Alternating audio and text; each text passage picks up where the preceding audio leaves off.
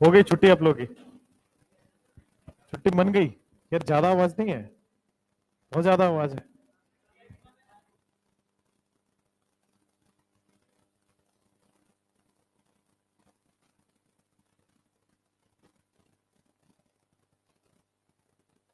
Hello hello hello, बहुत गूंज रहा है आवाज तो।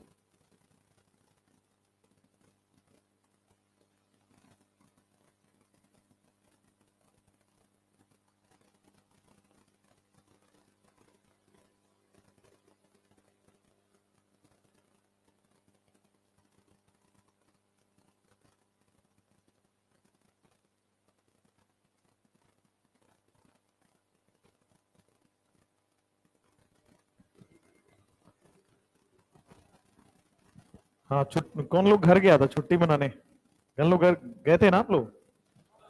घर से ही आ रहे हैं? नहीं, यही थे? अच्छा, क्यों? यहाँ क्या कर रहे थे? छुट्टी था तो घर जाते। पढ़ाई कर रहे थे? वो तो मुझे पता ही है कितना पढ़ाई कर रहे थे आप। यहाँ पे खाना मिल रहा था आपको? हॉस्टल में खाना वाना मिल रहा था? अच्छा। अच्छा, छठ वगैरह में नहीं मिलता है, ऐसे मिलता है? अच्छा बात है। बिहार है, हाँ। कर पा रहे थे? 12 घंटे वाला रूटीन हो पा रहा था? अच्छा, नाइस, बढ़िया है। पढ़ ही रहे थे ना, घंटे पूरे नहीं करने थे। तो जो लोग नहीं गए होंगे वो सो रहे होंगे फिर? सोए हैं प्रॉपर रूम पे, है ना? मुझे पता है आप क्या क्या करते हैं। तो 12 घंटे आप सो रहे थे मतलब? चलो अच्छी बात है। और कुछ बैकलॉग वगैरह कवर किया या फिर कि और बैकलॉग कर लिया है? और बैकलॉग हो गया? एक्चुअली यही होता है जब छुट्टी होता है ना 4-5 दिन का, तो सब लोगों को शुरुआत में लगता है कि इस बार तो ये 5 दिन में तो बस कुछ तो धमाल होने वाला है। और 5 दिन बाद पता लगता है कि घर ही चले जाते तो अच्छा रहता, है ना? चलो अच्छा है। और ये मैंने यहाँ पटना में पहली बार फील किया कि जो ऑफिशियल छुट्टी है उससे एक आध दिन बाद तक ही लोग मान के चलते हैं। तो आज छुट्टी तो सारे बैच खाली हैं, वो सब शुरुआत से सारे बैच में अभी आधे अधूरे बच्चे आ रहे हैं। फिर सारे लोग कह रहे हैं कि सर थोड़ा कम पढ़ाना, हम आ रहे हैं, रास्ते में है ना? और आना कैसे? तो बस और ट्रेन से, ऐसा लग रहा है जैसे टिकट नहीं मिल रहा हो। चलिए खैर, अच्छी बात है। रक्षाबंधन आप लोगों की होगी? लड़कियों ने अपने अपने भाई को राखी बांध दिया, लड़कों तुमने बंधवा लिया? भाई क्या दिया लड़कों तुमने गिफ्ट में, क्या दिया है? क्या? कुछ नहीं? कपड़ा, घड़ी? तुम्हारे पास है क्या देने के लिए भी, ये बताओ। क्या दे पाओगे तुम? मम्मी से पैसे उधार लेके उधर दे रहे हो, पापा से पैसे उधार लेके उधर दे रहे हो। अब तुम लोग मांग क्यों रहे हो इन लोगों से, बेचारों गरीबों से? ना मांग कर इनको कुछ बन जाने दो। चलो अच्छी चीज है वैसे। क्या गिफ्ट मिला लड़कियों को? कुछ प्रीशियस गिफ्ट मिला? क्या मिल गया? कैश? अच्छा कैश, आप लोग को भी कैश मिला प्राइस? चॉकलेट्स? ये प्रीसियस है? चलिए अच्छी बात है वैसे, गिफ्ट कोई भी प्रीसियस ही होता है। बढ़िया है, अच्छा है, आप लोग का रक्षाबंधन मिल गया। अब आप मोटिवेट या एनर्जी का एक गैप लेके आ गए। अब यहां से कुछ दिनों तक, दिवाली तक एटलीस्ट 3 ब्रेक मिलेगा आपको पूरे साल में। एक मिल चुका, एक दिवाली आएगा, एक 1 जनवरी वाला ब्रेक मिलता है। मतलब जो लगातार 2 या 3 दिन का होता है उसको ब्रेक बोल रहे हैं। तो फिर एक ब्रेक हो चुका है। अब ब्रेक में आप अपने आप को सो के या जैसे भी घर जाके अपने आप को एनर्जी फ्रेश तो कर ही चुके हैं। थकान जो होती थी आपको 6 घंटे पढ़ के, और यहाँ आके पढ़ने में थकान जो हो जाती थी वो तो कम हो गई ना। अब यहां से आप वापस से वो वाली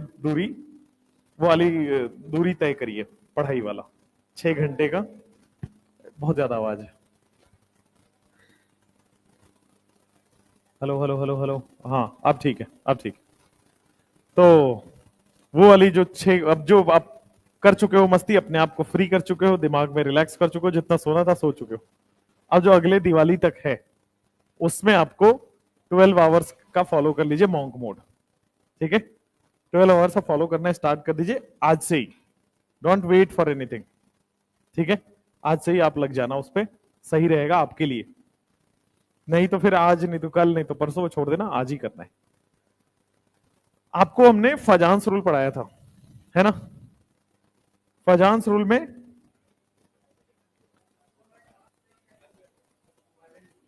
कोवलेंट बॉन्ड तक कराया था, और कोवलेंट बॉन्ड में फिर क्वेश्चन कराना था। क्वेश्चन छूटा ही क्यों था वैसे? ठीक है ठीक है ठीक है। मेल्टिंग पॉइंट हो गया है, बॉइलिंग पॉइंट हो गया है, कलर टेंडेंसी पढ़ा रहे, ओके।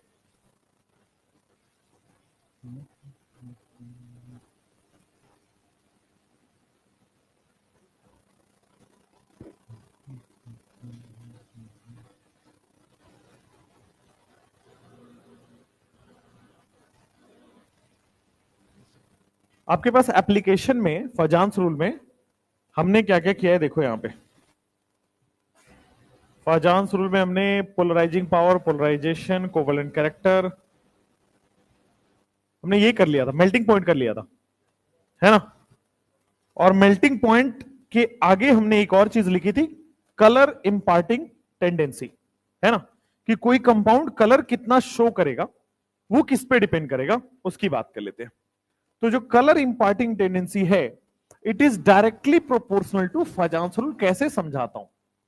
कोई भी कंपाउंड है उसमें कलर कैसे आता है, कोई भी कंपाउंड है पूरे केमिस्ट्री में, उसमें colour imparting tendency, colour imparting tendency का मतलब होता है कलर शोइंग टेंडेंसी।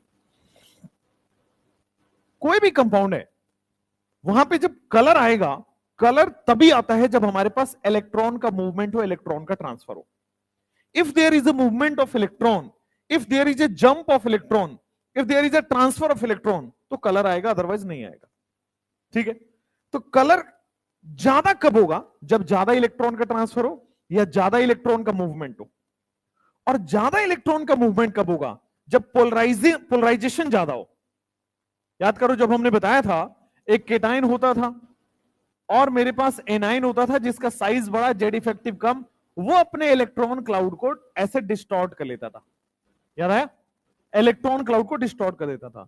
तो जितना ज्यादा इलेक्ट्रॉन क्लाउड डिस्टॉर्ट होगा, डिफॉर्म होगा, जितना शेयरिंग ऑफ इलेक्ट्रॉन क्लाउड होगा उतना ही मूवमेंट होगा इलेक्ट्रॉन का, और जितना मूवमेंट होगा उतना ही ज्यादा कलर शो करेगा। तो कलर कैसे कोई शो करता है, कलर शो करता है एक तरीके से, वो है इलेक्ट्रॉन के मूवमेंट से। और इलेक्ट्रॉन का मूवमेंट होगा जब जितना ज्यादा पोलराइजेशन हो, जितना ज्यादा पोलराइजेशन होगा उतना ही ज्यादा, मतलब कुल मिला के ये कहने का मतलब है कि ज्यादा कोवेलेंट कैरेक्टर अगर है तो इसका मतलब ज्यादा पोलराइजेशन है, और ज्यादा पोलराइजेशन है तो इलेक्ट्रॉन का मूवमेंट ज्यादा है, और इलेक्ट्रॉन का मूवमेंट ज्यादा है तो कलर ज्यादा है। तो कलर इंपार्टिंग टेंडेंसी किस पे डिपेंड कर रहा है, तो कलर इंपार्टिंग टेंडेंसी डिपेंड कर रहा है आपके पास इलेक्ट्रॉन के मूवमेंट से। कलर इलेक्ट्रॉन टेंडेंसी ये होता है इलेक्ट्रॉन मूवमेंट पर डिपेंड करता है, और इलेक्ट्रॉन मूवमेंट आपका डिपेंड कर रहा है मोर इलेक्ट्रॉन मूवमेंट, मोर कलर इंपार्टिंग टेंडेंसी। और मोर इलेक्ट्रॉन मूवमेंट तब होगा जब मोर पोलराइजेशन हो, जब हमारे पास मोर पोलराइजेशन। जितना ज्यादा पोलराइजेशन होगा उतना ही ज्यादा इलेक्ट्रॉन क्लाउड शेयरिंग होगा, मोर इलेक्ट्रॉन क्लाउड शेयरिंग। और जितना ज्यादा इलेक्ट्रॉन क्लाउड शेयरिंग होगा उतना ही ज्यादा कोवलेंट कैरेक्टर आएगा। कलर कैसे से होगा, इलेक्ट्रॉन के मूवमेंट से। इलेक्ट्रॉन कैसे मूव करेगा, पोलराइजेशन से। पोलराइजेशन कैसे मूव करेगा, इलेक्ट्रॉन क्लाउड के शेयरिंग से। तो कुल मिला के ये सब कहां होता है, कोवलेंट कैरेक्टर में ही तो होता है। जितना ज्यादा पोलराइजेशन उतना ज्यादा कोवलेंट कैरेक्टर। तो जितना ज्यादा कोवलेंट कैरेक्टर उतना ही ज्यादा पोलराइजेशन, उतना ही ज्यादा इलेक्ट्रॉन मूवमेंट, और उतना ही ज्यादा कलर शो करेगा कंपाउंड। तो melting point, boiling point inversely proportional था, सॉल्युबिलिटी इनवर्सली प्रोपोर्शनल था, लेकिन colour showing tendency covalent character के डायरेक्टली प्रोपोर्शनल है।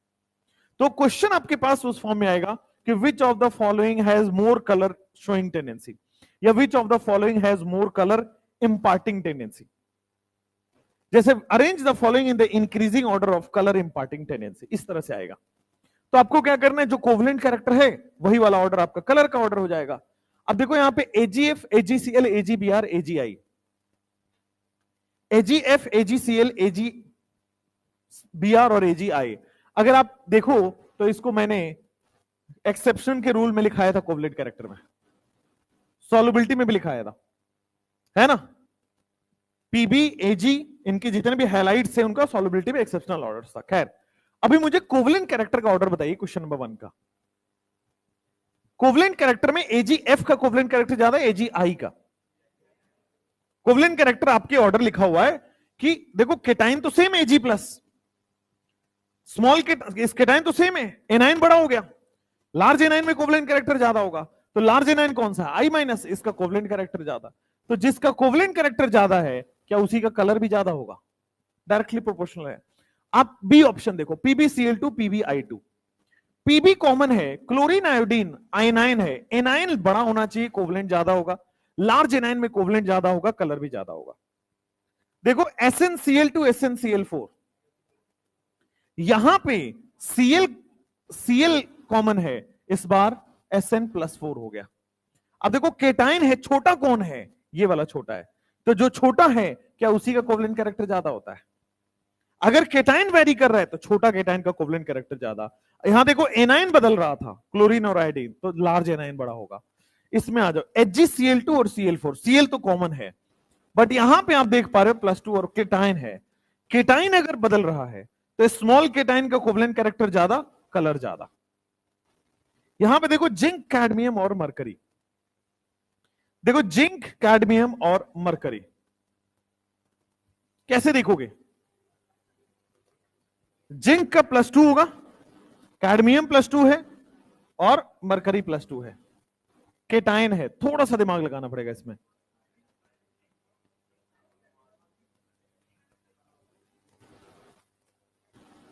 ये होगा ऑर्डर, रीजन समझो। मैंने आपको बताया था जिंक, कैडमियम, मरकरी वाले केस में क्वेश्चन है आपके उसमें, इनका जेड इफेक्टिव ज्यादा होता है, जैसे जैसे नीचे जाओगे न्यूक्लियस मजबूत हो रहा है, जिंक का एटॉमिक नंबर कम है, न्यूक्लियस में प्रोटॉन कम है, कैडमियम में एटॉमिक नंबर ज्यादा, प्रोटॉन ज्यादा, मरकरी में और एटॉमिक नंबर ज्यादा, प्रोटॉन ज्यादा, तो नीचे जाने पे जेड इफेक्टिव बढ़ रहा है। अब जेड इफेक्टिव बढ़ा तो कोवलेंट कैरेक्टर ज्यादा शो करेगा, ज्यादा शो करेगा तो क्या हो गया, कोवलेंट कैरेक्टर ज्यादा है तो कलर भी ज्यादा होगा। जिंक, नीचे जाओगे कैडमियम, नीचे जाओगे मरकरी, जेड इफेक्टिव बढ़ रहा है। जिंक, कैडमियम, मरकरी में नीचे जाने पे जेड इफेक्टिव बढ़ रहा है। अब आप कहोगे साइज का ऑर्डर क्यों नहीं लगाया आपने, भाई साइज के ऑर्डर से तो उल्टा हो जाता है ना, साइज के ऑर्डर से अलग आ जाता। तो आपने पढ़ा होगा कि जिंक, कैडमियम और मरकरी में ये दोनों का साइज क्या होता है, बराबर आता है। 5th पीरियड और 6th पीरियड में साइज क्या होता है, बराबर होता है, और इनका साइज क्या हो जाता है, बड़ा हो जाता है। तो साइज का क्या इंक्रीजिंग या डिक्रीजिंग ऑर्डर है, नहीं है। साइज जब बड़ा होने लगे, साइज जब बराबर होने लगे तो कैसे कंपेयर करोगे, है ना। साइज छोटा होता या बड़ा होता तो हम कंपेयर कर लेते, साइज बराबर ही हो गया तो नहीं कंपेयर कर पाएंगे, तो क्या लगेगा, जेड इफेक्टिव। वो केवल जिंक, कैडमियम, मरकरी वाले केसेस में ही लगता है, इसलिए आप देखोगे तो मैंने कोवलेंट कैरेक्टर में भी कराया और साइज में भी कराया। हाँ, कांस्टेंट रहता है, लेकिन आप जेड इफेक्टिव कैसे देखते हो, ध्यान देना। जेड इफेक्टिव न्यूक्लियस की पावर है, बाकी लोग लिख लो, जेड इफेक्टिव क्या है, न्यूक्लियस का पावर है। अब नीचे जाओगे तो न्यूक्लियस में प्रोटॉन बढ़ रहा है तो न्यूक्लियस का पावर बढ़ रहा है, तो न्यूक्लियस का पावर बढ़ रहा है तो जेड इफेक्टिव बढ़ रहा है ना। और जेड इफेक्टिव में यहां कैसे देख पा रहा हूं, क्योंकि साइज सेम हो गया बट प्रोटॉन बढ़ गया। सेम साइज में प्रोटॉन बढ़ जाएगा तो अट्रैक्शन ज्यादा हो जाएगा। फटाफट लिख लीजिए ये वाला।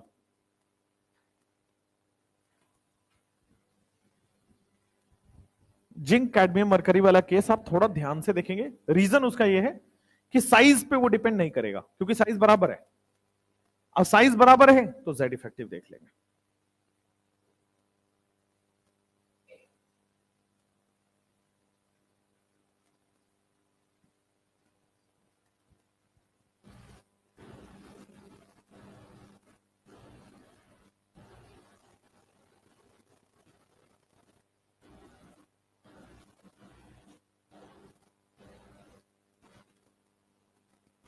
ये हो गया।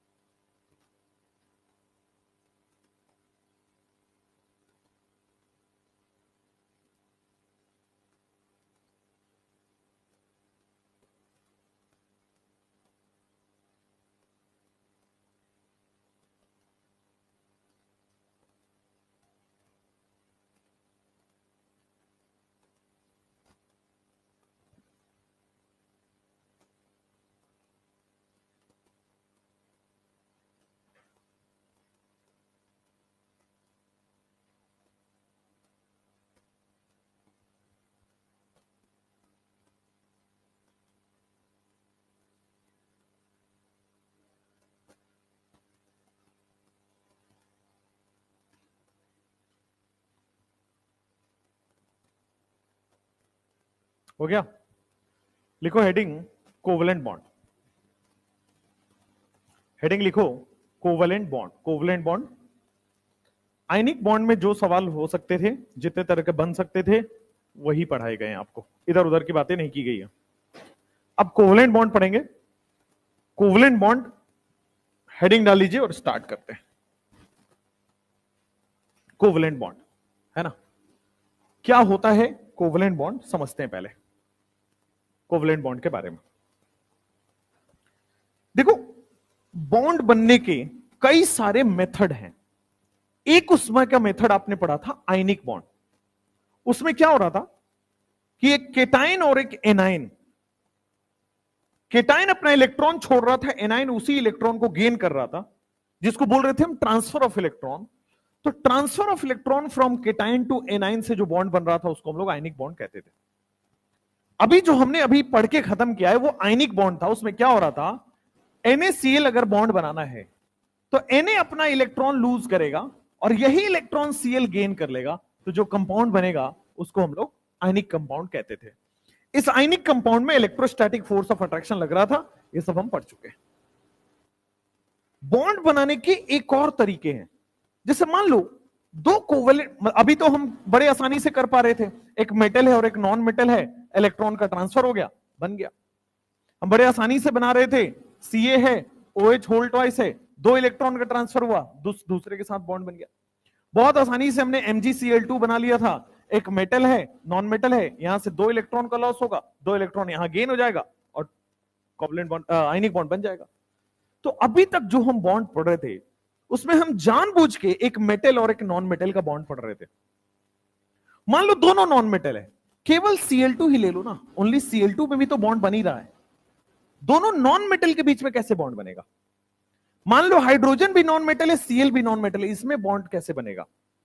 मान लो आपके पास दोनों ही दोनों ही मतलब मान लो दोनों ही O2 हो, ऑक्सीजन और ऑक्सीजन में बॉन्ड कैसे बन रहा है। तो अभी तक जो भी हमने बॉन्ड पढ़ा है वो केवल मेटल और नॉन मेटल का बॉन्ड पढ़ा है, जिसमें मेटल अपना इलेक्ट्रॉन लूज करेगा और उसी इलेक्ट्रॉन को नॉन मेटल गेन कर लेगा। तो मेटल से इलेक्ट्रॉन निकलेगा, नॉन मेटल के पास इलेक्ट्रॉन जाएगा, और जो बॉन्ड बन रहा था इसी को कह रहे थे आयनिक बॉन्ड। अब कोवलेंट बॉन्ड को ध्यान से समझो। कोवलेंट बॉन्ड में दोनों नॉन मेटल हैं, जिनके बीच में बॉन्ड बन रहा है दोनों नॉन मेटल हैं। अब चूंकि दोनों नॉन मेटल है तो इनके बीच में तो ट्रांसफर हो ही नहीं सकता, क्योंकि मेटल ही तो इलेक्ट्रॉन लूज करेगा। यहां तो कोई इलेक्ट्रॉन लूज करने वाला ही नहीं, दोनों इलेक्ट्रॉन गेन करने के लिए बैठा है। दोनों मान लो Cl है, Cl है, दोनों की नॉन मेटल की टेंडेंसी इलेक्ट्रॉन लेने की, तो दोनों ही लेने के लिए बैठा है, कोई ना दे रहा है ना मतलब यहां पे केवल लेने वाला है, कोई देने वाला है नहीं। तो इनके बीच में कैसे बॉन्ड बनता है, उसको कहते हैं कोवलेंट बॉन्ड। आइए समझते हैं कोवलेंट बॉन्ड कैसे बनता है। पहले आप समझ गए कि मेटल और नॉन मेटल का बॉन्ड जो भी पढ़ना था वो हम पढ़ चुके हैं आयनिक बॉन्ड के अंदर, जिसमें मेटल इलेक्ट्रॉन छोड़ेगा और नॉन मेटल उसी इलेक्ट्रॉन को पकड़ लेगा। इसी को कहते हैं ट्रांसफर ऑफ इलेक्ट्रॉन हो गया मेटल से नॉन मेटल के बीच में।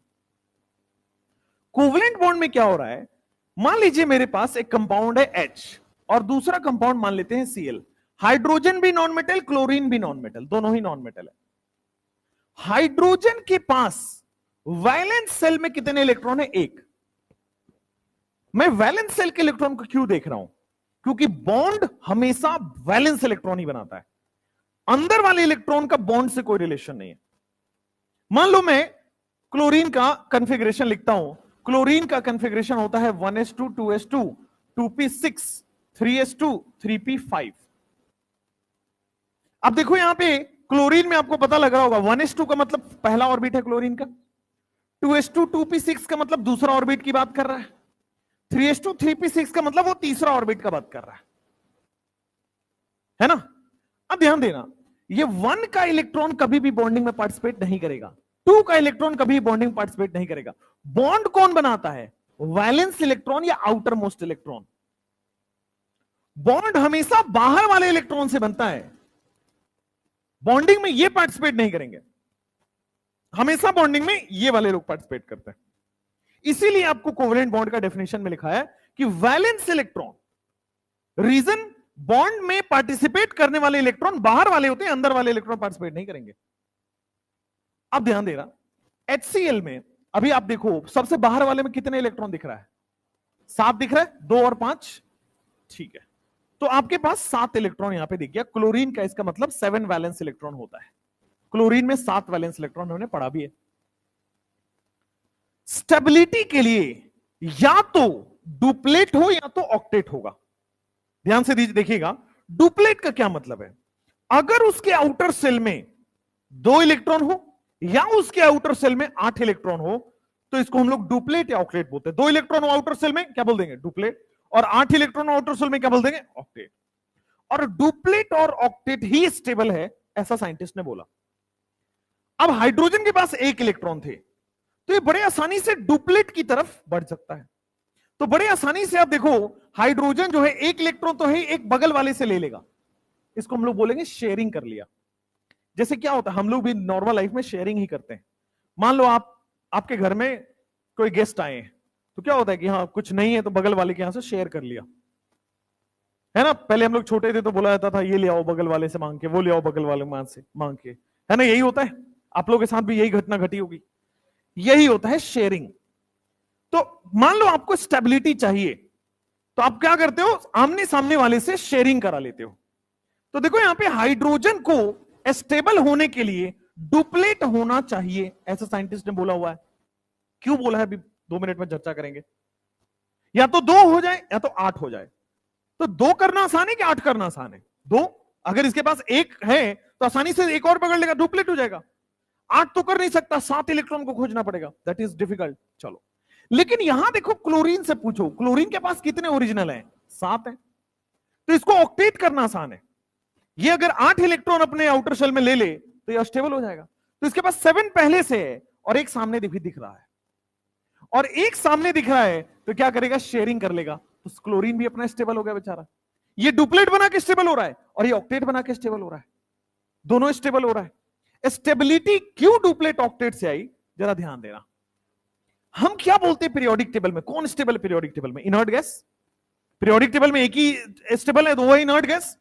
और इनर्ट गैस क्या होता है आपके सामने? Helium, neon, argon, krypton, xenon, radon. Inert gas में ये सारे एलिमेंट ऑक्टेट होते हैं। इनके आउटर मोस्ट सेल में देखोगे 8 इलेक्ट्रॉन है, और हीलियम के आउटर मोस्ट सेल में देखो डुप्लेट होता है, 2 ही इलेक्ट्रॉन है। हीलियम आपने पढ़ा होगा 1s2 कॉन्फ़िगरेशन है, इसके पास आउटर मोस्ट सेल में कितने इलेक्ट्रॉन दिख रहा है? 2। बाद बाकी का कॉन्फ़िगरेशन होता है बेटा ns2 np6, यानी कि आउटर मोस्ट सेल में कितना हो गया? 2 और 6 8। इसका हो जाएगा 2s2 2p6, 3s2 3p6, 4s2 4p6, 5s2 5p6 and 6s2 6p6।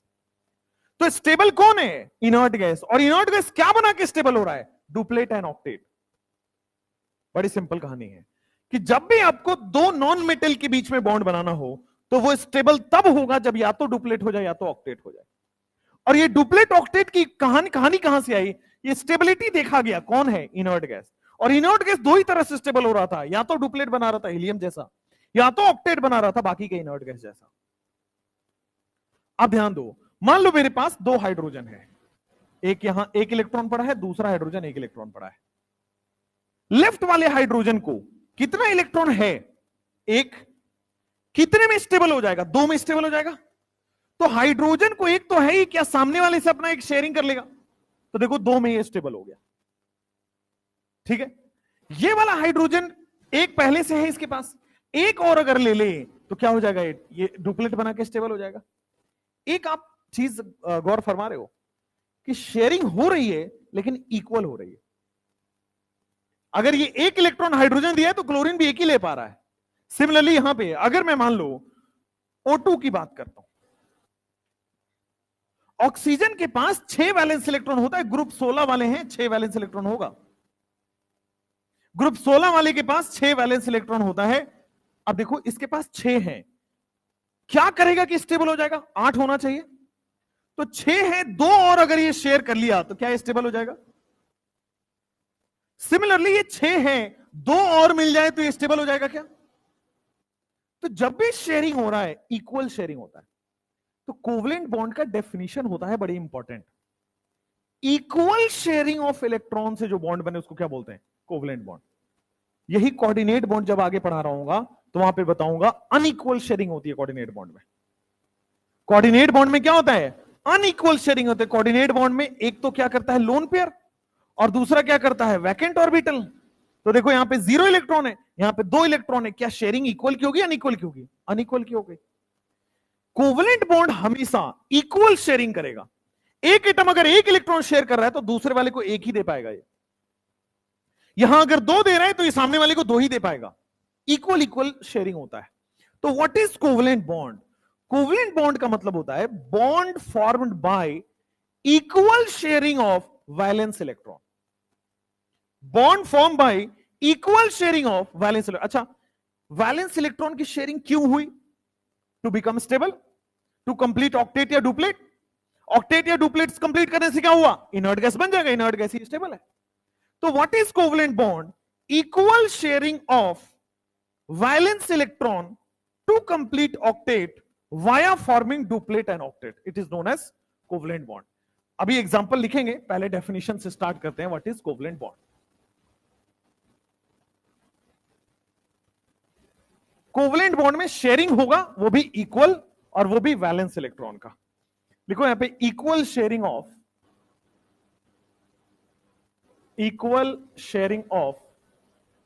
Valence electron, equal sharing of valence electron to complete its octet या duplet, to complete its duplet slash octet. Duplet केवल हाइड्रोजन ही show करता है, बाकी duplet show नहीं करेंगे, केवल hydrogen show करेगा। To complete its duplet and slash octet and gain stability. अपने डुप्लेट या ऑक्टेट को कंप्लीट करेगा और स्टेबिलिटी बनाए, इक्वल शेयरिंग होगा। Equal sharing of valence electron. अच्छा, दूसरा मेजर इंपॉर्टेंट पॉइंट है, शेयरिंग हो रहा है यानी कि दिस बॉन्ड या फिर सीधा लिखो, covalent bond is form between two non metals. Covalent bond हमेशा दो नॉन मेटल के बीच में बनता है। आयनिक बॉन्ड मेटल और नॉन मेटल में बनता था। Covalent bond is always form between two non metals.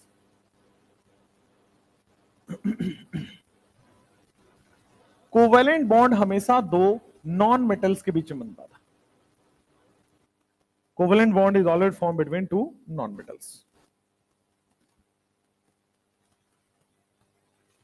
फिर equal sharing of valence electron हो गया। एग्जाम्पल के तौर पे जैसे मान लो दो नॉन मेटल में दे रहा हूं, हाइड्रोजन और हाइड्रोजन। हाइड्रोजन के पास एक वैलेंस इलेक्ट्रॉन है, इस वाले के पास भी एक वैलेंस इलेक्ट्रॉन है। लेफ्ट वाला हाइड्रोजन डुप्लेट बना के स्टेबल हो जाएगा, लेफ्ट वाला तो स्टेबल हो गया। लेकिन कोवलेंट बॉन्ड कहता है हमेशा इक्वल शेयरिंग होगा, तो इसको भी शेयर करना पड़ेगा। तो अगर इसने एक शेयर कराया है तो सामने वाले से ये भी एक शेयर कर लेगा, और देखो H2 बन जाएगा आपके पास कोवलेंट बॉन्ड। सिमिलरली क्लोरीन के बारे में बात करते हैं, और इधर भी क्लोरीन ही ले लेते हैं। 7 वैलेंस इलेक्ट्रॉन, 7 वैलेंस इलेक्ट्रॉन यहां है। 8 हो जाए तो स्टेबल हो जाएगा, तो सामने वाले से एक इसने शेयर कर लिया। सिमिलरली इसके पास भी 7 है, तो इसने सामने वाले से एक शेयर कर लिया, तो ये स्टेबल हो गया। जैसे मान लीजिए आपके पास H और Cl है, दोनों ही नॉन मेटल हैं। नॉन मेटल में शेयरिंग ही एक तरीका है जिससे वो स्टेबल बन सकता है। तो हाइड्रोजन हमेशा डुप्लेट बना के स्टेबल हो जाता है, क्लोरीन हमेशा ऑक्टेट बना के स्टेबल हो जाता है, तो HCl का बॉन्ड बन गया।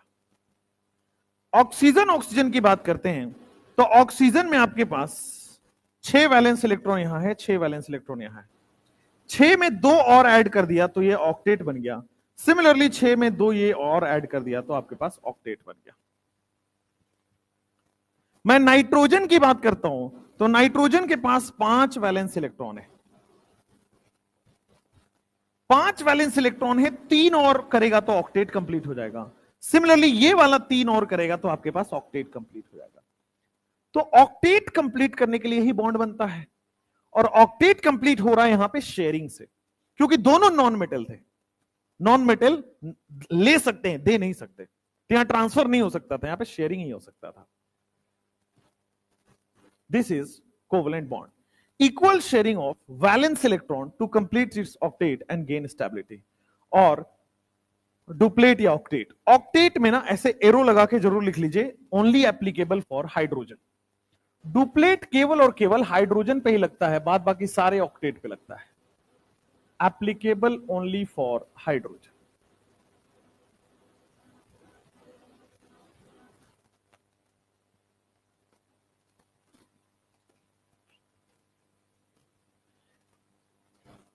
डुप्लेट या ऑक्टेट कंप्लीट होने से क्या हो रहा है? डुप्लेट या ऑक्टेट कंप्लीट होने से बिकम इनर्ट गैस। डुप्लेट या ऑक्टेट कंप्लीट होने से स्टेबिलिटी कैसी आ रही है? क्योंकि वो इनर्ट गैस बन जा रहा है, तो स्टेबल हो जा रहा है।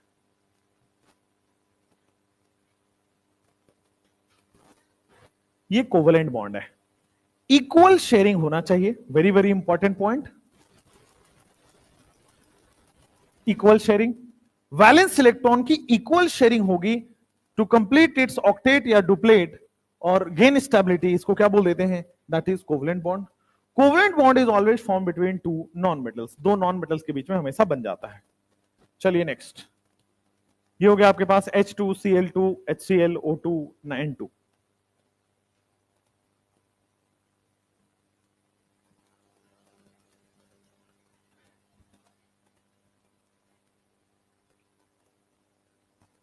जैसे मान लो दूसरा एग्जांपल मैं ले रहा हूं H2O का, वाटर का एग्जांपल ले रहा हूं।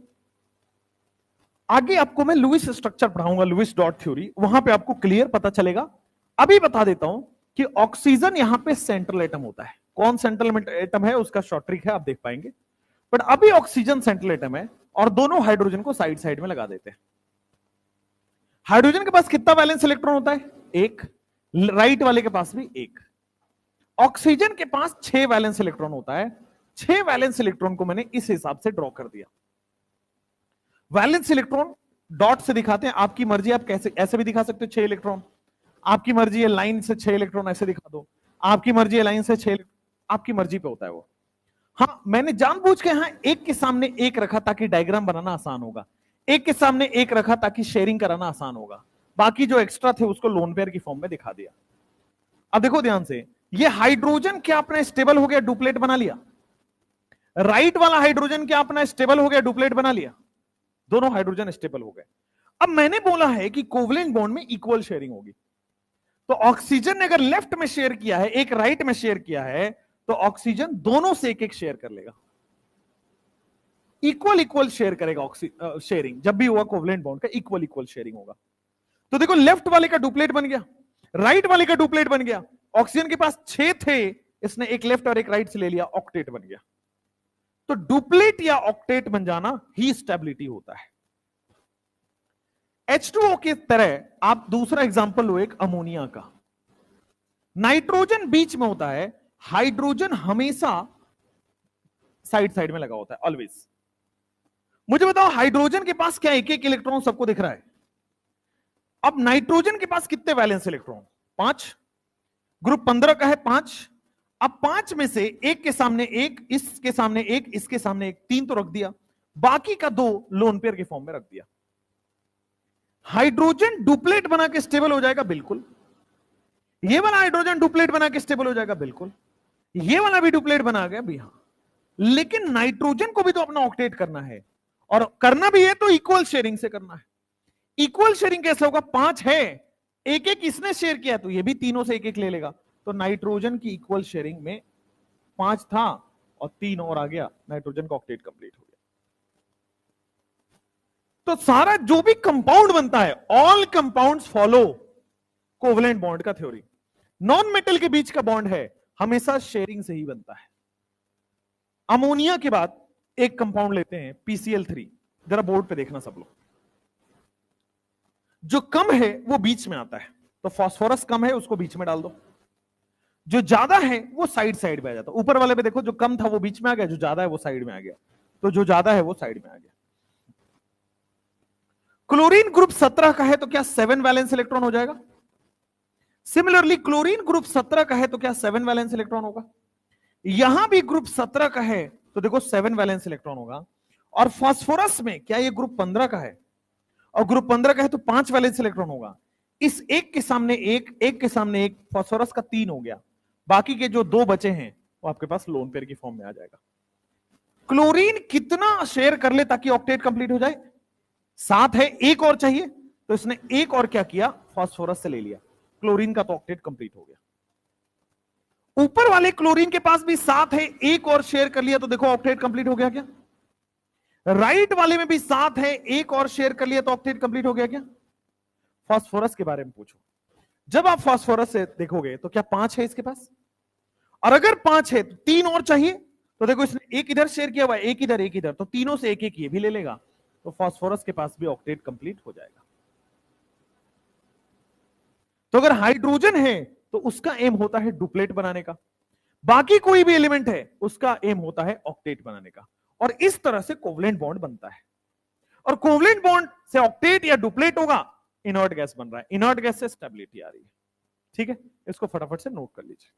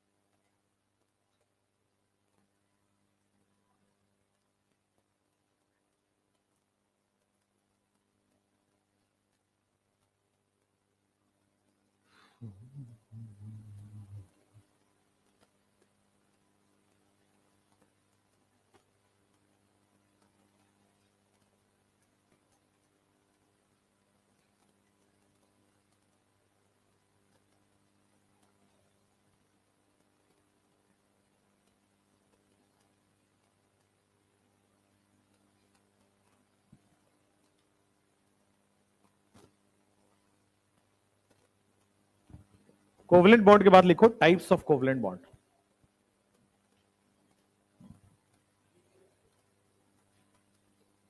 क्या? PCl5, आ जाओ दिखाते हैं PCl5। देखो PCl5 का जो कम होगा वो बीच में आ जाएगा, और जो ज्यादा है वो साइड साइड में लगा दो। तो 5 क्लोरीन है 4 यहां 5 लगा दिया, ठीक है। क्लोरीन के पास कितने होंगे? 7 वैलेंस इलेक्ट्रॉन होंगे। सारे क्लोरीन के पास 7 होंगे, बना देता हूं। सारे क्लोरीन के पास 7 वैलेंस इलेक्ट्रॉन बना दीजिए। फास्फोरस के पास कितना होगा? 5। फास्फोरस के पास 1,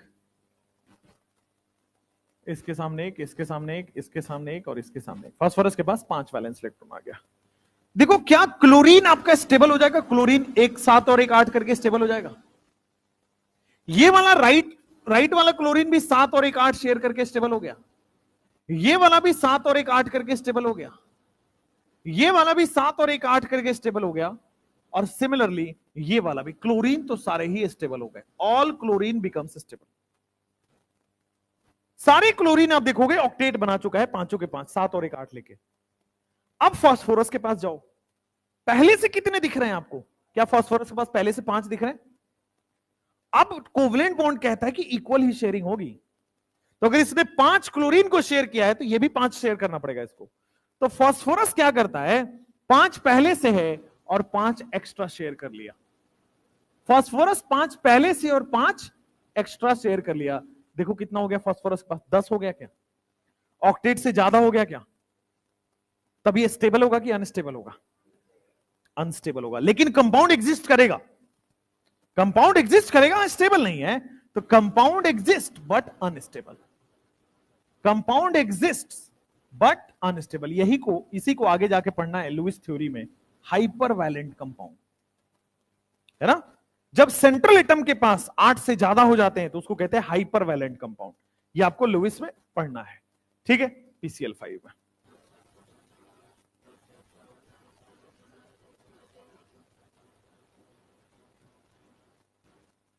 हाइपर वैलेंट कंपाउंड हो गया कोवलेंट बॉन्ड में।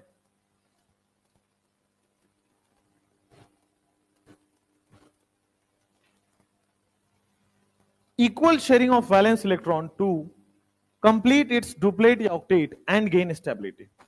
और दूसरा, covalent bond is always form between two non metals. ठीक है, चलो लिखो टाइप्स ऑफ कोवलेंट बॉन्ड।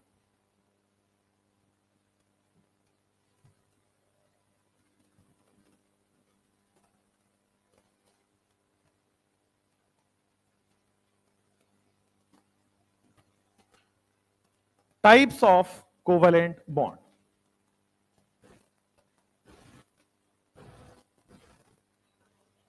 देखो 3 तरह के कोवलेंट बॉन्ड होते हैं।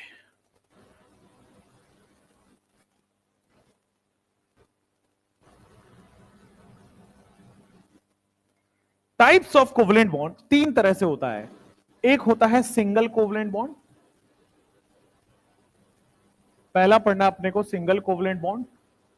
दूसरा अपने को पढ़ना है डबल कोवलेंट बॉन्ड, जिसको हम लोग डबल बॉन्ड भी बोलते हैं। Single bond, double bond, triple bond आपने सुना होगा, ये वही है डबल कोवलेंट बॉन्ड। और फिर आपके पास आ जाएगा ट्रिपल कोवलेंट बॉन्ड। आप भी चार्ट बना लीजिए। सिंगल कोवलेंट, डबल कोवलेंट और triple covalent. Single covalent bond क्या होगा, ध्यान से देखना।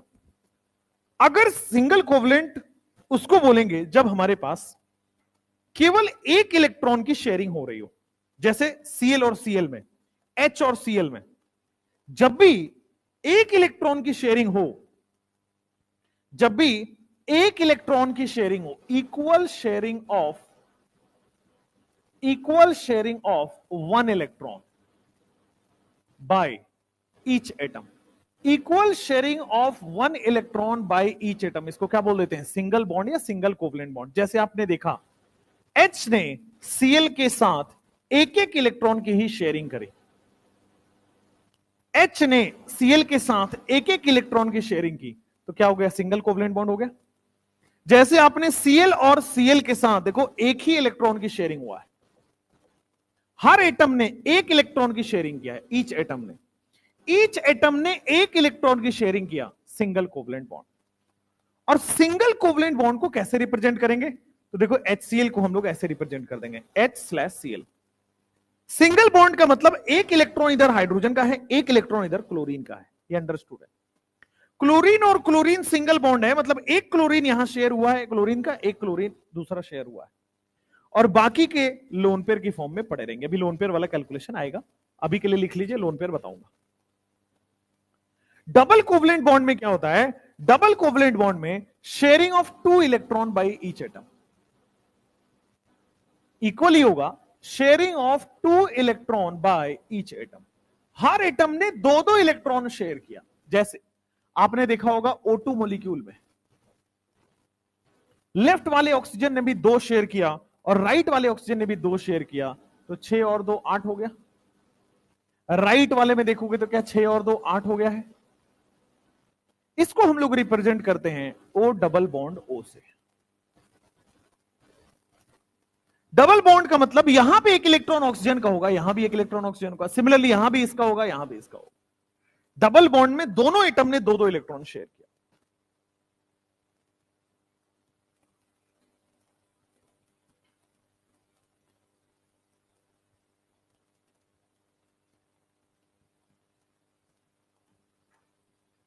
जैसे मेरे पास अगर मान लो O2 के बाद S2 लग रहा है, S2 लिखा हुआ है, तो सल्फर में भी तो ग्रुप 16 का है, 6 ही वैलेंस इलेक्ट्रॉन होगा। सल्फर भी ग्रुप 16 का है, 6 वैलेंस इलेक्ट्रॉन होगा। तो सल्फर ने 6 था, 2 और लेके ऑक्टेट कंप्लीट। राइट वाले सल्फर के पास 6 था, 2 और लेके ऑक्टेट कंप्लीट। तो सल्फर और सल्फर ने भी डबल बॉन्ड बना लिया है। तो सल्फर और सल्फर ने भी आपके पास S2 बॉन्ड बना लिया है। तो एक हो गया सिंगल कोवलेंट बॉन्ड, दूसरा हो गया double covalent bond. Triple covalent bond क्या होता है? Sharing of 3 electron by each atom. Sharing of 3 electron by each atom.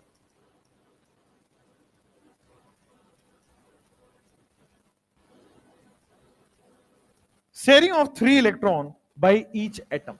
हर एटम ने 3-3 इलेक्ट्रॉन अगर शेयर किया, और इसका एग्जांपल भी हम देख चुके, दोबारा देख रहे हैं N2 का। नाइट्रोजन के पास 5 होते हैं, 5 हैं ऑक्टेट कंप्लीट करने के लिए, 3 चाहिए, शेयर कर लिया। 5 हैं ऑक्टेट कंप्लीट करने के लिए, 3 चाहिए, शेयर कर लिया। तो ये जो N ट्रिपल बॉन्ड N होता है, इसको हम लोग क्या बोलते हैं? N2 हो गया ये। This is triple covalent bond. Single covalent bond, double covalent bond, triple covalent bond. O2 हो गया, S2 हो गया। नेक्स्ट,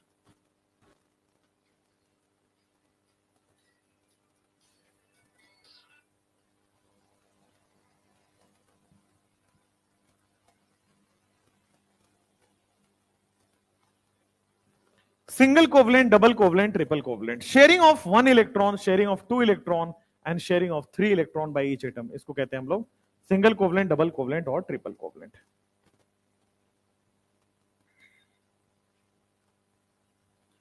सिंगल कोवलेंट के नीचे लिखिएगा, आप इसको आज के बाद सिंगल बॉन्ड के नाम से जानेंगे। डबल कोवलेंट को आज के बाद आप इसको डबल बॉन्ड के नाम से जानेंगे। और ट्रिपल बॉन्ड का मतलब आपके पास ट्रिपल कोवलेंट बॉन्ड का मतलब ट्रिपल बॉन्ड हो गया। अपने को यह समझना है कि कोई एक बॉन्ड अगर बन रहा है तो उसमें 2 इलेक्ट्रॉन शामिल होगा। एक बॉन्ड में 2 इलेक्ट्रॉन हमेशा होता है। 2 बॉन्ड में 4 इलेक्ट्रॉन आ गया और 3 बॉन्ड में 6 इलेक्ट्रॉन शामिल हो गया।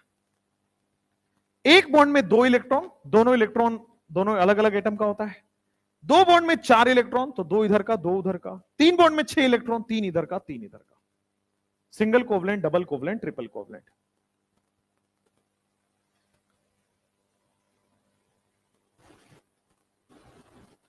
अब आपको देखना है कि बॉन्ड पेयर किसे कहते हैं और लोन पेयर किसे कहते हैं।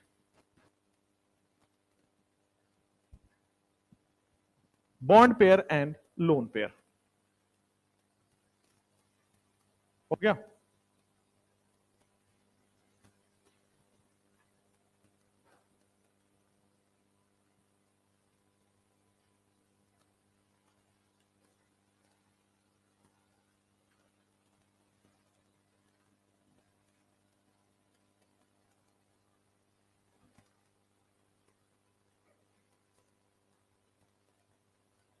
चलो लिखो bond pair and lone pair. सबसे पहले लिखेंगे बॉन्ड पेयर क्या है। सबसे पहले लिखेंगे बॉन्ड पेयर क्या है, और फिर दूसरा हम लोग पढ़ेंगे लोन पेयर क्या है।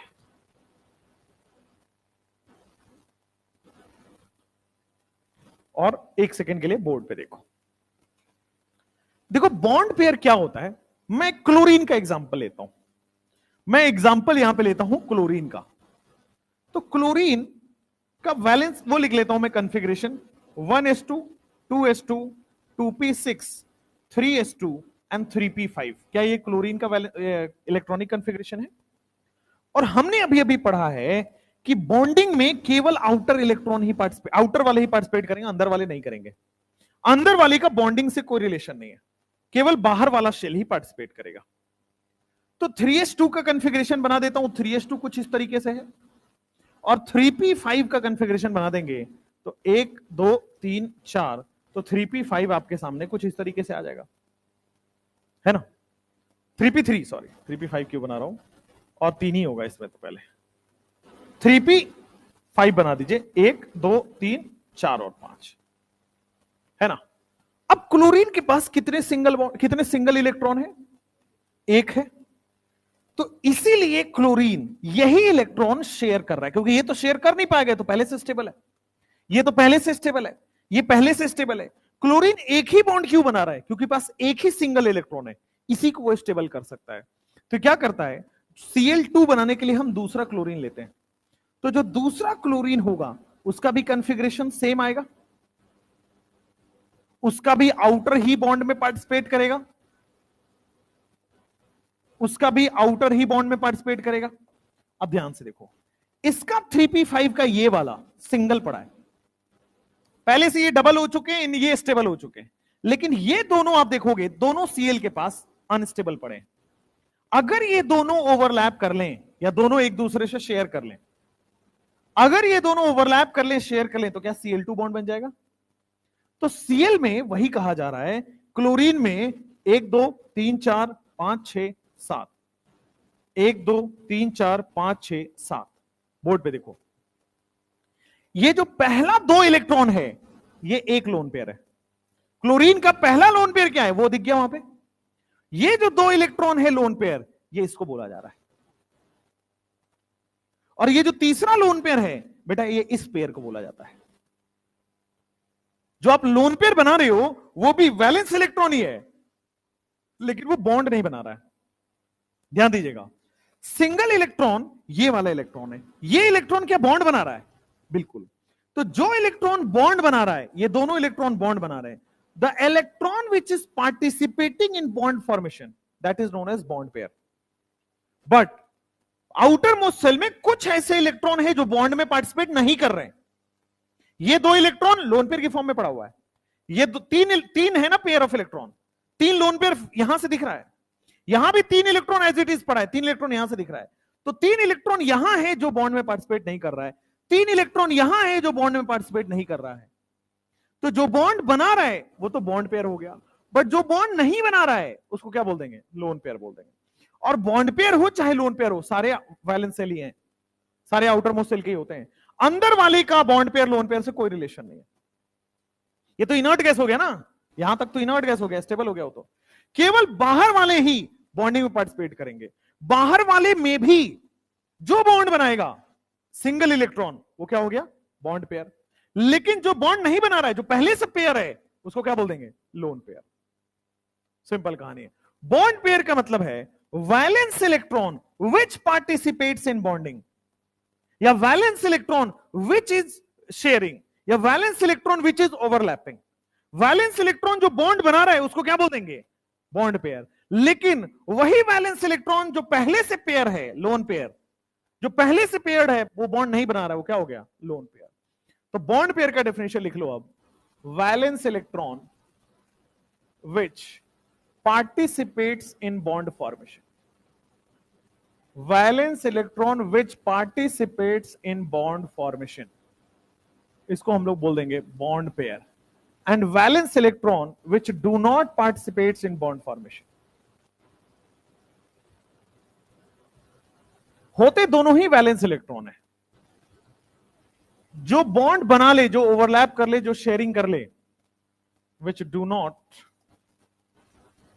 Participate in bond formation.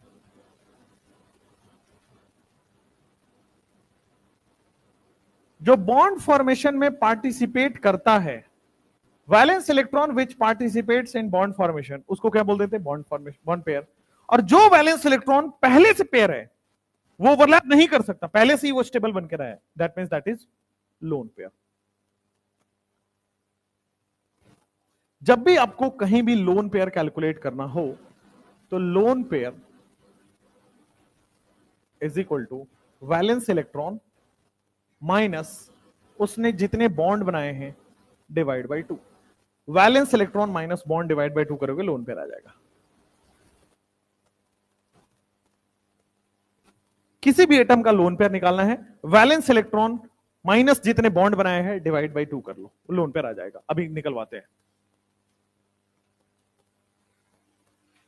Valence electron which participates in bond formation, that is bond pair.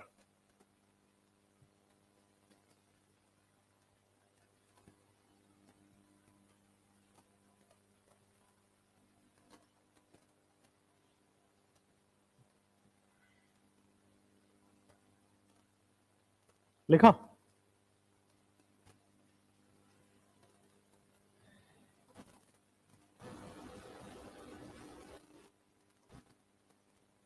Example देखो, वाटर एग्जाम्पल दिया गया आपको, ठीक है। पूछ रहा है calculate bond pair and lone pair electron, calculate bond pair electron and lone pair electron. ध्यान से देखिएगा।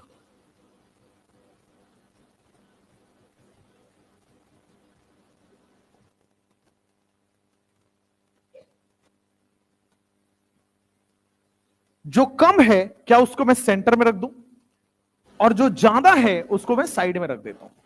हाइड्रोजन के पास एक होता है, सबको पता है। ऑक्सीजन के पास 6 वैलेंस इलेक्ट्रॉन है क्योंकि ग्रुप 16 का है। ग्रुप 16 वालों के पास 6 वैलेंस इलेक्ट्रॉन होता है। अब ध्यान से देखो, हाइड्रोजन क्या आपके पास ओवरलैप करके बॉन्ड बना रहा है? हाँ है ना? ये वाला हाइड्रोजन ओवरलैप करके बॉन्ड बना रहा है। ऑक्सीजन कैसे बॉन्ड बनाएगा? तो ऑक्सीजन ने दोनों एक एक साइड, दोनों एक एक शेयर किया है, तो ये भी कर लेगा। तो ऑक्सीजन ऐसे ऑक्टेट बना लेगा। तो इसको क्या मैं ऐसे लिख सकता हूं, ओ एच एच, है ना? अब देखो, मान लो आपको ये नहीं पता है तो भी आप निकाल सकते हो। इसका वैलेंस इलेक्ट्रॉन कितना होता है? 6। बॉन्ड कितने बनाया? 2। डिवाइड बाई 2 कर दोगे, कितना आ जाएगा? Lone pair 2। इसका मतलब 2 लोन पेयर है। क्वेश्चन क्या पूछा है, थोड़ा ध्यान से देखना। क्वेश्चन पूछा है bond pair electron, bond pair electron कितना हो जाएगा? 4। 2 इलेक्ट्रॉन यहां है और 2 इलेक्ट्रॉन यहां है। Bond pair electron, bond pair नहीं पूछा हुआ। हाउ मेनी बॉन्ड्स नहीं पूछ रहा। बॉन्ड पूछता तो कितना बोल दोगे? 2। बॉन्ड पेयर पूछता तो क्या बोल दोगे? 2। लेकिन बॉन्ड पेयर इलेक्ट्रॉन पूछता है वो, तो 2 यहां पे और 2 यहां पे, 4 हो गए। उसी तरह कह रहा है लोन पेयर मत बताइए, लोन पेयर इलेक्ट्रॉन कितने हैं? तो लोन पेयर इलेक्ट्रॉन 2 यहां 2 यहां, कितने हो गए? 4। तो बॉन्ड पेयर इलेक्ट्रॉन वो भी हो गए 4, लोन पेयर इलेक्ट्रॉन वो भी हो गए 4। जल्दी फटाफट से लिखो, फिर आगे क्वेश्चन करें।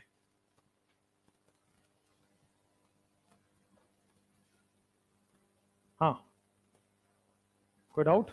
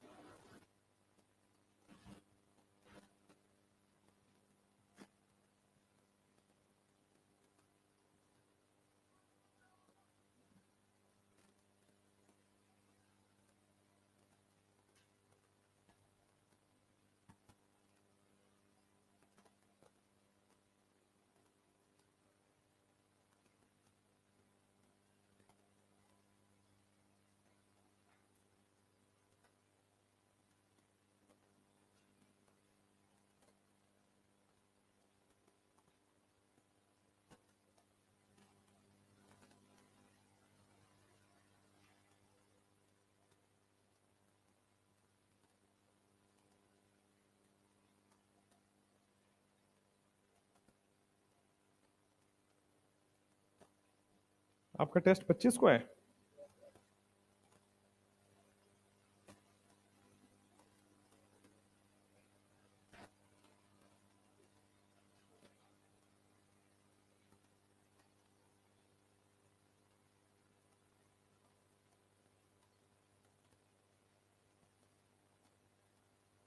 ऑर्गेनिक में आईयूपीएसी आ रहा है,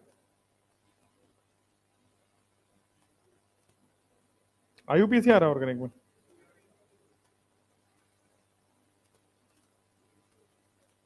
इनऑर्गेनिक में पीरियोडिक आ रहा है और आयनिक बॉन्ड आ रहा है।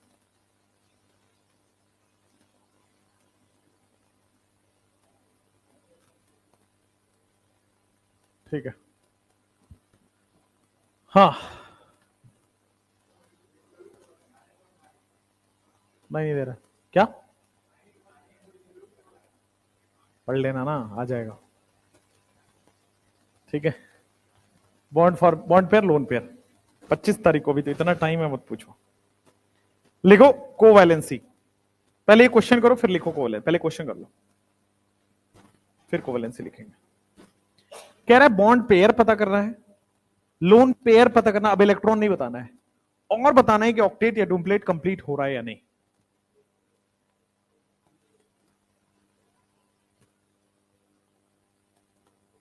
दोनों तरीके से बना के दिखा देते हैं। देखो जो कम है बोर्ड पे देखोगे सब लोग, जो कम है उसको बीच में रखोगे और जो ज्यादा है उसको साइड साइड में रख दो, है ना। हाइड्रोजन एक बॉन्ड बना के स्टेबल हो जाएगा, ऑक्सीजन एक बॉन्ड बना के, ये वाला हाइड्रोजन भी एक बॉन्ड बना के स्टेबल हो जाएगा। इसका वैलेंस इलेक्ट्रॉन कैसे निकालोगे, इसका लोन पेयर कैसे निकालोगे। वैलेंस इलेक्ट्रॉन कितना हो गया 6, बॉन्ड कितना है 2, डिवाइड बाई 2 कर देने पे क्या लोन पेयर आ जाता है, 2 लोन पेयर हो जाएगा ऑक्सीजन पे, बस। ठीक है, हाइड्रोजन पे निकालना चाहो अगर, मान लो वैसे तो हाइड्रोजन पे लोन पेयर नहीं आता, बट चाहो तो वैलेंस इलेक्ट्रॉन कितना है 1, बॉन्ड कितना बना है 1, डिवाइड बाई 2 कर दोगे लोन पेयर कितना आ जाएगा 0। ठीक है, आप एक तरीका यह है लोन पेयर निकालने का। दूसरा तरीका, ऑक्सीजन के पास कितने वैलेंस इलेक्ट्रॉन है, 6 वैलेंस इलेक्ट्रॉन है क्या, ऑक्सीजन के पास 6 वैलेंस इलेक्ट्रॉन है, 2 2 4 और 2 6। हाइड्रोजन के पास कितने वैलेंस इलेक्ट्रॉन है 1, ये वाला हाइड्रोजन के पास कितने वैलेंस इलेक्ट्रॉन है 1। क्या हाइड्रोजन ओवरलैप करके स्टेबल हो गया, क्या ये वाला हाइड्रोजन ओवरलैप करके स्टेबल हो गया, क्या ये ऑक्सीजन आपके पास देखोगे तो क्या ये ओवरलैप करके स्टेबल हो गया, हुआ ना। लोन पेयर दिख रहा है यहां पे क्लियर क्लियर। बॉन्ड पेयर कितना है 2, इस बार बॉन्ड पेयर इलेक्ट्रॉन नहीं पूछा, क्या पूछा है पेयर, बॉन्ड पेयर कितना है 2, लोन पेयर कितना है 2, सिंपल। तो आप ये तरीके से या ये तरीके से कर लो, सिंपल बात है। CH4 में दोनों तरीके से करते हैं, कार्बन बीच में आ गया और 4 हाइड्रोजन 4 बॉन्ड बना, सिंगल बॉन्ड, हाइड्रोजन हमेशा सिंगल बॉन्ड बनाता है, हाइड्रोजन पे लोन पेयर कभी नहीं आएगा। ठीक है, आ जाओ कार्बन भी चेक करते हैं। वैलेंस इलेक्ट्रॉन कितना है 4, बॉन्ड कितना बनाया है 4, डिवाइड बाई 2 कर दोगे कितना आ जाएगा 0, तो कार्बन पे लोन पेयर है ही नहीं। अब आप दूसरे तरीके से देख लो, कार्बन के पास क्या 4 वैलेंस इलेक्ट्रॉन होते हैं और 4 हाइड्रोजन है, तो क्या हाइड्रोजन ये ओवरलैप कर लिया स्टेबल, ये ओवरलैप कर लिया स्टेबल, ये ओवरलैप कर लिया स्टेबल, सारे बॉन्ड बन गए। कार्बन भी अपने सारे बॉन्ड बना रहे, तो क्या एक्स्ट्रा इलेक्ट्रॉन है, और नहीं है तो क्या 0 लोन पेयर आ जाएगा। बॉन्ड पेयर कितना है इसमें CH4 में, लोन पेयर कितना है 0। NH3 की बात करो, नाइट्रोजन है और 3 हाइड्रोजन से घिरा हुआ है, तो हाइड्रोजन सिंगल बॉन्ड बना के स्टेबल हो जाएगा। वैलेंस इलेक्ट्रॉन कैसे निकालोगे, सॉरी लोन पेयर कैसे निकालोगे, lone pair is equal to valence electron कितने हैं 5, बॉन्ड कितने बना रहा है 3, डिवाइड बाई 2 कर दो, आंसर आ जाएगा लोन। अब देखो लोन पेयर एक आ गया, आप इससे भी निकालो, नाइट्रोजन है 3 हाइड्रोजन है, हाइड्रोजन सिंगल बॉन्ड बना लेगा, ये तो एक एक इलेक्ट्रॉन है, नाइट्रोजन के पास होते हैं 5, तो 3 तो ऐसे बना दिया, 1 5, हाइड्रोजन देखो यहां से ओवरलैप करके स्टेबल, ये वाला हाइड्रोजन ओवरलैप स्टेबल, ये वाला हाइड्रोजन ओवरलैप डुप्लेट बना के स्टेबल। नाइट्रोजन ओवरलैप करके ऑक्टेट तो बना ले रहा है, बट क्या उसके पास एक लोन पेयर दिखा। सेम केस आएगा PCl3 में, फास्फोरस के पास PCl3, क्लोरीन 7 है तो एक बॉन्ड बना के स्टेबल, क्लोरीन के पास 7 है एक बॉन्ड बना के स्टेबल, 7 है तो एक बॉन्ड बना के स्टेबल, ऑक्टेट बना लिया। वैलेंस क्लोरीन के पास भी निकालते हैं, वैलेंस इलेक्ट्रॉन कितना है 7, बॉन्ड कितना बना है 1, डिवाइड बाई 2 कितना आ रहा है 3, क्लोरीन के पास 3 लोन पेयर होगा, हर क्लोरीन का निकालोगे 3 लोन पेयर आ रहा है, valence electron minus bond divide by 2। Phosphorus का निकालते हैं, वैलेंस इलेक्ट्रॉन कितना है, बॉन्ड कितना बना रहा है, डिवाइड बाई 2 कर दो, आंसर आ जाएगा 1, फास्फोरस के पास एक लोन पेयर है। आप चाहो तो दूसरे वाले मेथड से करो, आ जाओ। क्लोरीन के पास कितने वैलेंस इलेक्ट्रॉन 7, 1 2 6 हो गया, 7वां यहां डाल दिया, 7वां यहां डाल दिया, 7वां यहां डाल दिया। फास्फोरस के पास 5 होते हैं तो दूसरा यहां डाल दिया। क्या क्लोरीन स्टेबल है? बिल्कुल। क्या ये वाला क्लोरीन स्टेबल है? बिल्कुल। क्या ये वाला क्लोरीन स्टेबल है? बिल्कुल। क्या फास्फोरस स्टेबल है? जी हां। देख लो सब जगह लोन पेयर आपको दिख रहा होगा। तो अब चाहो तो स्ट्रक्चर बना के कर लो, आप चाहो तो इलेक्ट्रॉन वाला बना के देख लो, डॉट स्ट्रक्चर बना के देख लो। दोनों तरह से आंसर आपके पास सेम आएगा। बॉन्ड पेयर उतना ही, लोन पेयर उतना ही। जल्दी करिए।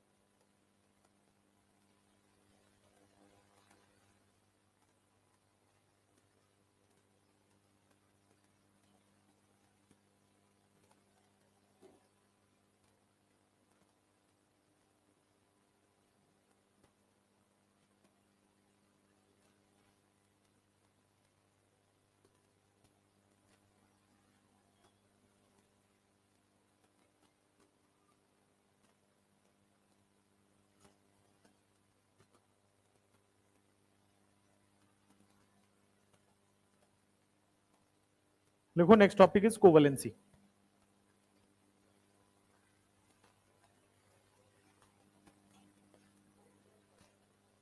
कोवेलेंसी, कोवेलेंसी क्या होता है? तो जैसे अभी हम देख रहे हैं हर बॉन्ड बनाने के लिए जितने इलेक्ट्रॉन शेयर करने पड़ रहे हैं, the number of electron shared to complete octet या डुप्लेट, दैट इज कोवेलेंसी। जैसे इस ऑक्सीजन ने कितने इलेक्ट्रॉन शेयर किए? 2। कोवेलेंसी कितनी हो गई? 2। हाइड्रोजन ने कितने इलेक्ट्रॉन शेयर किए? 1। कितनी कोवेलेंसी हो गई? 1। कोवेलेंसी एक डेफिनेशन है। जैसे यहां पे मैं बात करता हूं इस फास्फोरस ने कितने इलेक्ट्रॉन शेयर किया है? 3 शेयर किया है, तो कोवेलेंसी 3। क्लोरीन ने कितने शेयर किया है? 1, covalency 1। The number of electron shared to complete octet या duplet, that is known as covalency. Simple है। तो कोवेलेंसी का डेफिनेशन डाल दो, number of electron shared, number of electrons shared to complete its octet slash duplet. Number of electrons shared to complete its octet या duplet is known as covalence. इसी को हम लोग क्या बोलते हैं? Covalency. Number of electrons shared to complete its octet is known as covalency. Covalency अगर आपको पता करना हो डायरेक्ट तो सीधा कोवेलेंसी का एक फॉर्मूला भी है। Covalency is equal to 8 minus valence electron. 8 minus valence electron कर दीजिए, कोवेलेंसी आ जाएगा।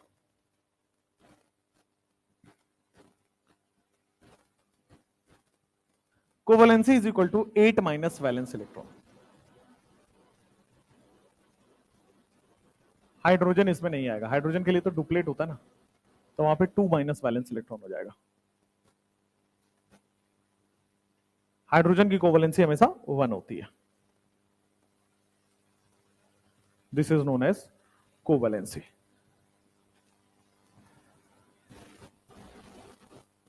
फिर लिखो properties of covalent bond, but property तो बड़ा है, आज रहने दो यहीं तक, ठीक है। कम बच्चे हैं बेचारे, उनका छूट जाएगा ना तो फिर दिक्कत भी हो जाएगा। थोड़ा और नहीं।